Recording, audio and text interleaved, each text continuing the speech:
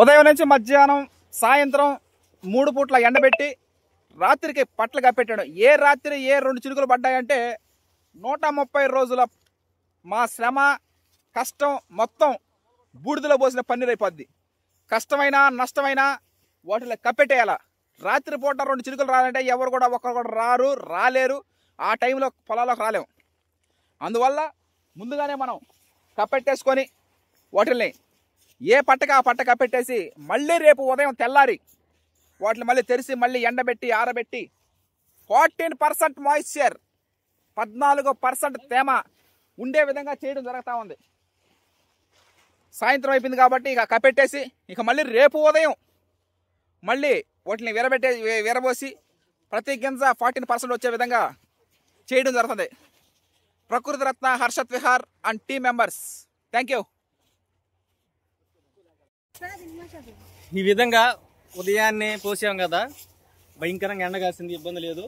అందుకని బాగా పేటలతో తిరగొట్టేసాము. బాగా ఎండబడింది, బాగా ఉడ్లు కూడా బాగా తేలికొచ్చినాయి. రేపు ఎల్లుండి కానీ ఎండబెట్టేస్తే క్లియర్ అయిపోద్ది, సీడ్ రెడీ అయిపోద్ది. 14% తేమ ఉండే విధంగా చేసుకొని కంటిన్యూ చేయడం చేయాలి. కొంచెం మనం పాలుమాలి ఎక్కడ గుట్ట చేస్తామని అనుకోకూడదు, ఖచ్చితంగా చేయాలి. ఈ విధంగా పట్ల మడతేసి పెట్టుకోవాలా, చేసుకుంటేనే. కాబట్టి నేను చినుకులు పడ్డా కొంచెం ఏ రాత్రి 2 చినుకులు పడ్డాయంటే గుండె దెబ్బలాంటి కొట్టుకుంటూ ఉంటుంది. ఎందుకంటే 130 రోజుల కష్టం శ్రమ ఈ ఫలితం ఇది. అందువల్ల మనం జాగ్రత్తగా చేసుకోవడం. అసలు వర్షాలు కనబడితే మనం ఏం చేయలేము. ప్రకృతి వ్యవసాయం ఎంత బాగా చేసినప్పటికీ ప్రకృతి సహకరించకపోతే మనం ఏమి చేయలేము. ఈ విధంగా అప్పుడు కూడా మేము నారా తీసే టైంలో భయంకరమైన ఎండలు కాసినాయి.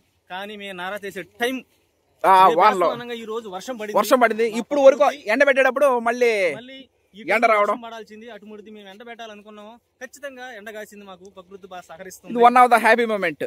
మాకు చాలా సంతోషంగా ఉంది. ఈ కోనారం వరి వంగడం క్రియేట్ చేసినటువంటి శ్రీధర్ సిద్ధి గారికి ప్రత్యేక కృతజ్ఞతలు తెలియజేస్తా ఉన్నాం. ఇది 2వ ఈడు బాబాయ్.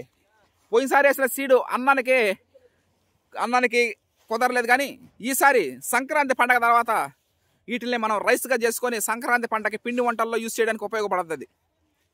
నవంబర్లో తెలంగాణ సోనాతో మన పైర్లు కలకల్లాడతాయి. The pride of Telugu Indian rice. ఆ వరి వంగడం క్రియేట్ చేసిన వాళ్ళు చెన్నమాదుని దామోదర్ రాజు గారు, చెన్నమాదుని సురేందర్ రాజు గారు. అది నవంబర్లో సాగు చేస్తాం. నవంబర్ 22వ తారీఖున. మీరు చూసేది కోనారం 12/368 అనే వరి వంగడం. కోనారం వరి పరిశోధనా స్థానంలో శ్రీధర్ సిద్ధి గారు రూపొందించారు. One of the super excellent paddy variety. Nellore జిల్లాకు వరం కోనారం వరి వంగడాలు. ఈ విధంగా 130 రోజులు పూర్తి అయిపోయింది. వరి కోతలు అయిపోయినాయి. Okay, thank you.